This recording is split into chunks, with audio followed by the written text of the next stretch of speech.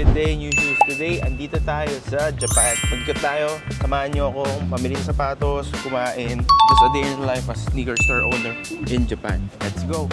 Tama na muna ang sapatos, pagkain muna tayo. Ito yung burger. So, pakita ko sa inyo itong kakalabas lang ni Adidas na Adizero na Evo SL in collaboration with Bob Marley. So, may two colors na dumating to, black and yellow. Pakita ko first yung black. Ito yung black na may red, yellow, green na accents dito na 3 stripes. Andito yung nakalagay is football is freedom. As andito yung picture ni Bob Marley.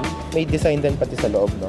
Actually, ang ganda ng combination niya. Pagka ginamit mo ito patakbo, kitang-kita nila naka Bob Marley na collaboration agad. Pero hindi lang yan, no? Mas maganda tong isang kulay. Ganda ng pagka-yellow nito, hindi yung mga typical yellow colors. And then bumagay talaga yung 3 stripes ni Bob Marley collaboration na kulay, no? And then pati pala yung aglets, guys, oh. Green and red meron. Itong foam niya is may design din. As in, kaka-release lang nito. Hirap na hirap kami makukuha kasi per store, isa lang ang pwede namin makuha. Tapos, pamimili ka kung black or yellow. So, buti na lang kasama ko yung team ko dito. Siguro naka 4 pieces pa lang kami kasi yung iba sizes sold out agad. Mamimili lang muna kami nito and then bumili kami ng mga iba pa mga sapatos. Pero yun yung gusto ko pakita sa inyo. Pili pa tayo ng ibang items, okay? Andito na tayo sa main store ng Kit sa Japan, which is Kit Tokyo. This is my first time kaya sobrang excited na ako. Tignan ko ano yung mga available na sneakers sa loob. Tara, let's go inside. Mag-tour tayo sa loob. Wow. Andito yung Action Bronson. Ito, meron tayo sa store na ito.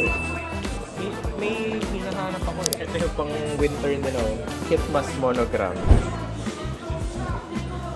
Tara, let's go to the yung area ng mga damit nila.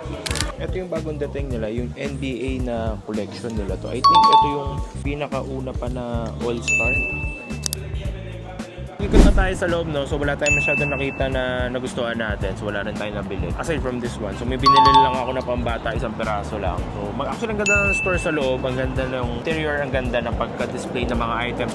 I'll take some good lessons dito sa store na to kung ano yung mga ginagawa nilang tama at i-apply natin sa sulatin. So, at least may mga lessons tayo natutunan. So, on to the next one.